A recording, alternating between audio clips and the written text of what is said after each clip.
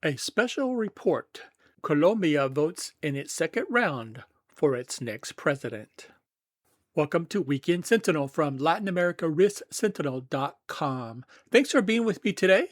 Latin America Risk Sentinel helps you turn risk into opportunity. I'm Winn Trivette II, your Latin America regional specialist. Be sure to start your day with the morning Latam signal for the one big story you can't afford to miss. Simply visit bit.ly/daily and the letter B. This is your weekend readout before Monday morning. A special report covering the second round vote in Colombia.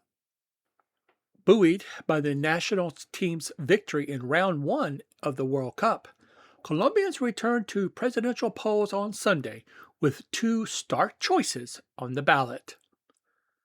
The presidential runoff unfolds in a climate of economic strain, public order deterioration, and geopolitical uncertainty. The vote has become a referendum on the governing model of Presidente Gustavo Petro and the direction of the Colombian state after 4 years of ambitious but uneven transformation. The two candidates. Iván Cepeda represents the Continuity Project. He's a prominent leftist senator, a principal architect of Petro's total peace strategy, and a longtime advocate of social capitalism built on land reform and redistribution. His political identity was shaped by the assassination of his father in 1994, and his intellectual lineage draws from the writings of the Italian communist Antonio Gramsci. Cepeda serves as Petro's closest ideological ally inside the Pacto Histórico coalition. He entered the first round as the presumed favorite, but finished roughly with about 41% of the vote, a result that exposed the limits of the governing coalition's appeal. Abelardo de la Espriella embodies a sharp turn from the leftist drift under current Presidente Petro.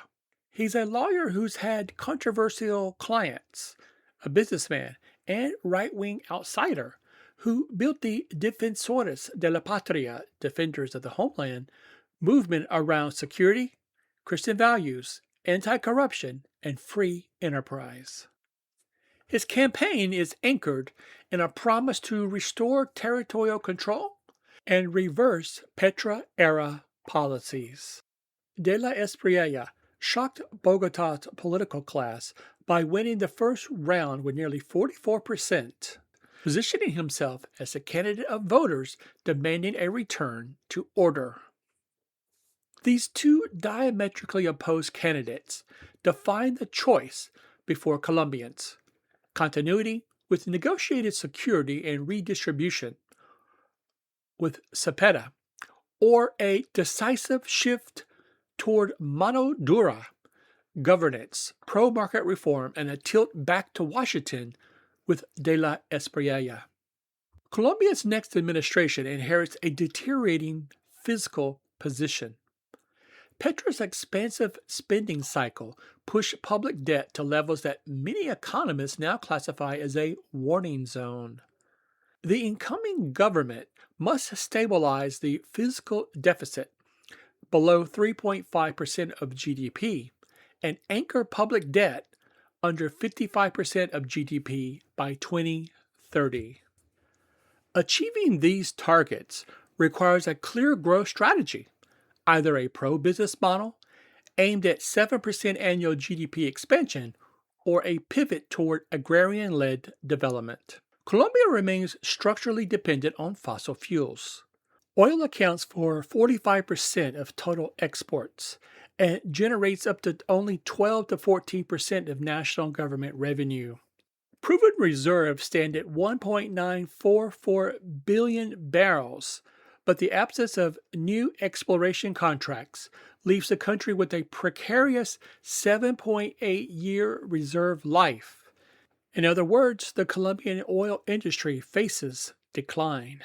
This vulnerability is magnified by the Ecopetrol state-controlled company scandal involving the company's president, Ricardo Roa, Petro's ally and former campaign manager, who faces formal charges for campaign finance violations from Petro's last presidential campaign and influence peddling. His forced leave of absence has raised governance concerns at the very moment Colombia needs institutional credibility to manage its energy transition. Security is the dominant issue in the runoff. Major tracking polls, including Invamer, show that public order and insecurity outrank unemployment, healthcare, and inflation as the country's primary problems. There is an urban rural split, which is quite stark. In urban centers, citizens face rising street crime, extortion, the vacunas as they're called, and a visible erosion of state authority. In the rural regions, citizens confront the expansion of illegal armed groups and widespread frustration with Petro's total peace negotiations. These conditions have produced two competing security doctrines. Mano dura, de la Espriella, his model of a military-led territorial control and coercive suppression of armed groups, or la seguridad humana, Cepeda's framework emphasizing prevention, institutional reform, and negotiated demobilization. Public safety is widely viewed as Petro's most severe policy failure. That perception directly harms Cepeda, the continuity candidate. Petro oriented Colombia's foreign policy more toward Beijing. The country formally joined China's Belt and Road Initiative in May of 2025, signaling a strategic shift away from Washington. Yet, the economic relationship remains asymmetric. Colombia exports $14.3 billion to the U.S. and only $2.4 billion to China, while importing large volumes of Chinese manufactured goods. The trade deficit is structural and unlikely to narrow quickly. Relations with Washington deteriorated during Petro's term. Clashes with the Trump administration over counter-narcotics, governance, and security cooperation led to reductions in USAID funding, complications in visa processing, and the suspension of several bilateral programs.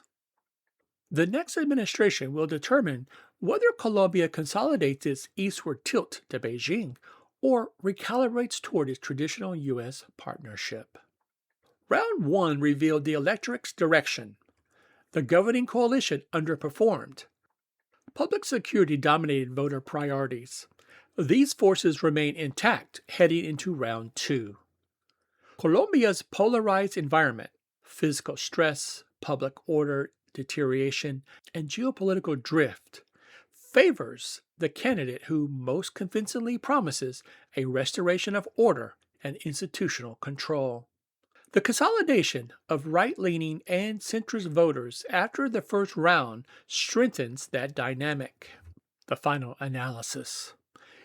Given the structural weight of public order concerns, the broad rejection of Petro's security record, and the momentum generated by De La Espriella's first-round performance, the runoff environment tilts toward the mano dura candidate. Barring an unexpected late shift, the political conditions for 2026 favor Alfredo de la Espriella, emerging as the likely victor on Sunday night. Thanks for being with me today. Latin America Risk Sentinel at LatinAmericaRiskSentinel.com helps you turn risk into opportunity. Be sure to start your day with the Morning Latam Signal email for the one big story you can't afford to miss. Learn not just what happened, but what to watch next. Simply visit bit.ly/daily and the letter B. I'm Winn Trivette II, your Latin America Regional Specialist.